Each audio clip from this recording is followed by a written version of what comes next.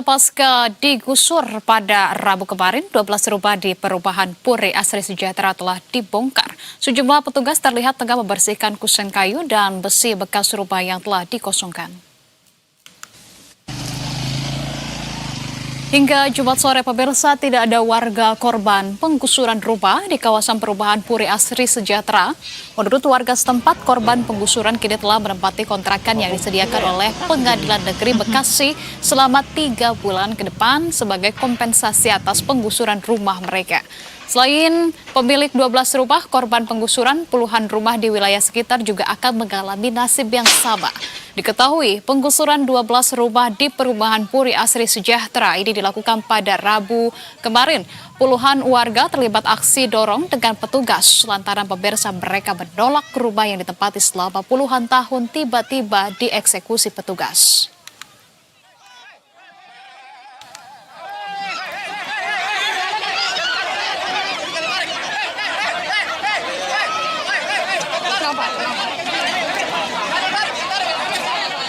Dan langsung saja pemirsa, kita perbarui informasi terkait dengan eksekusi 12 rumah di lahan yang tengah bersengketa. Sudah ada reporter Berita 1 Raba Sukarta dan juru kamera Faris Alfandidi di sana.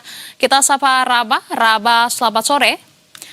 Raba, dapat disampaikan kepada kami seperti apa situasi terkini di sana? Apakah prosesnya masih berlanjut terkait dengan proses eksekusi rumah di sana, Raba?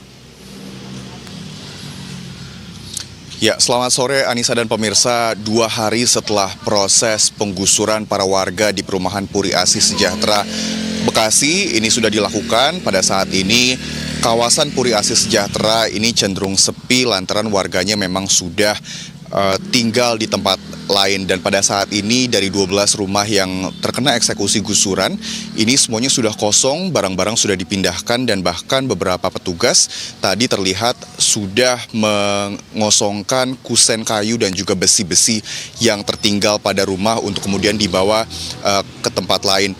Dan pada saat ini saya sedang berada di belakang salah satu rumah yang dieksekusi, pemirsa.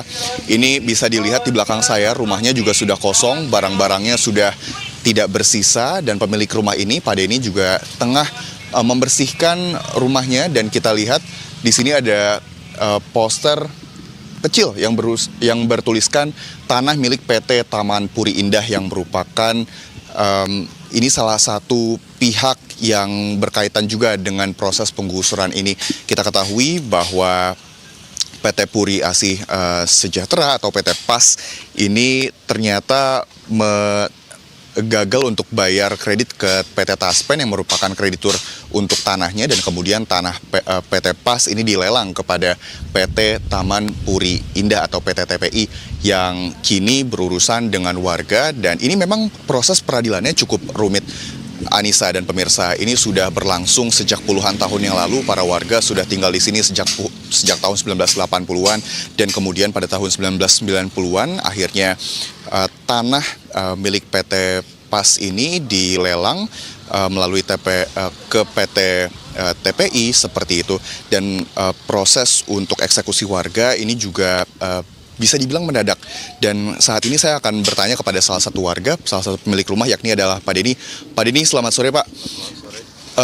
Pak Denny, ketika 2 hari yang lalu proses eksekusi, Bapak ada di rumah pada saat itu? Ada. Pada saat itu boleh diceritakan sedikit Pak, seperti apa situasinya dan bagaimana perdebatan antara warga di Puri Asri Sejahtera dan petugas? Kalau pada saat kejadian memang sempat terjadi bentrok dengan aparat kan, dengan pihak PN juga, karena kan kita merasa mereka melakukan ini kan secara semena-mena. Jadi harusnya itu tidak ada penghancuran seperti ini, hanya pengosongan memang dari suratnya. Tapi kenapa kok yang terjadi malah pengerusakan gitu. Oke. Dan sekarang Bapak apakah sudah berkonsolidasi dengan warga Puri Asri yang lain untuk kemudian nanti mengajukan banding atau menuntut kembali, seperti apa Pak? Kalau sementara ini memang kan kita ada sisa 54 rumah, itu lagi mengajukan gugatan. Tapi kalau memang bisa untuk menggugat lagi yang 12 rumah yang sudah tereksekusi ini, kemungkinan akan kita lakukan itu. Gitu. Jadi kita sementara ini masih berupaya terus. Kalau dari PN apakah ada kompensasinya Pak untuk terkait dengan rumah yang baru untuk para warga-warga yang tergusur? Ada, cuman setelah kita cek sana nggak layak. Jadi ada yang plafonnya bocor-bocor, bolong ya kan. Cuman ya itulah, sepertinya udah nggak bisa kita tempatin lah. Paling barang pun udah nggak cukup, apalagi orang kan. Cuman itu. Oke. Kalau begitu berarti warga-warga yang kemarin rumahnya dikosongkan sekarang tinggal di mana Pak? Ada yang tinggal di situ, terpaksa juga tinggal di situ kan karena mereka belum dapat kontrakan. Sebagian kayak seperti saya ini kebetulan adalah saudara di Pondok Mitra kosong, kita alihkan ke situ barangnya. Harapannya Pak untuk kasus ini kira-kira ke depannya seperti apa? Harapannya bisa direbut kembali dengan kita memblow up nanti kan kecurangan-kecurangan dari pihak pemohon Pak Denny TPI sendiri tinggal di sini sudah berapa lama Pak? dari 90. 90. Dan sejak tahun 90 sampai sekarang apakah pernah ada suatu masalah terkait dengan kepemilikan tanah dan lain sebagainya? Memang sempat ada gugatan-gugatan terus seperti ya surat-surat eksekusi kayak begini yang diterbitkan, tapi selalu bisa tertunda gitu kan. Tapi yang kemarin 2000 Desember itu tanggal 23 kan kita dikasih waktu tanggal 7 pengosongan. Nah itu betul-betul terjadi. Sempat diberikan surat dan kemudian tanggal 7 kemarin benar-benar terjadi rumah-rumah dikosongkan ya. Baik, terima kasih Pak Denny untuk waktunya Pak. Semoga ini kasusnya, masalahnya sempat terselesaikan. Terima kasih banyak Pak.